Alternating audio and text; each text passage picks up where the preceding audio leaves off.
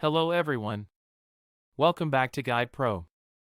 In this video, I will show you how to fix the fail to download or apply critical Roblox settings error on Windows. If Roblox keeps showing this error and won't launch, these steps may help fix the problem. So let's get started. First, right-click on your taskbar and open Task Manager. Under the Processes tab, look for any Roblox processes. If you find any, select them and click in Task. Once all Roblox processes have been closed, close Task Manager. Now press Windows plus R to open the Run dialog. Type %localapp and press Enter. Open the Roblox folder. Then open the Versions folder. Select all the folders inside the Versions folder and delete them. These files will be downloaded again the next time Roblox installs.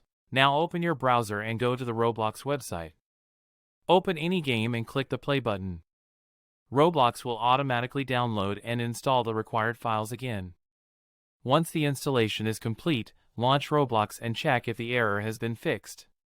If you still face the same problem, uninstall Roblox completely from your computer and then install the latest version again from the official Roblox website.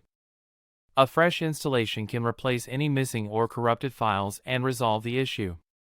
So this is how you can fix the fail to download or apply critical Roblox settings error.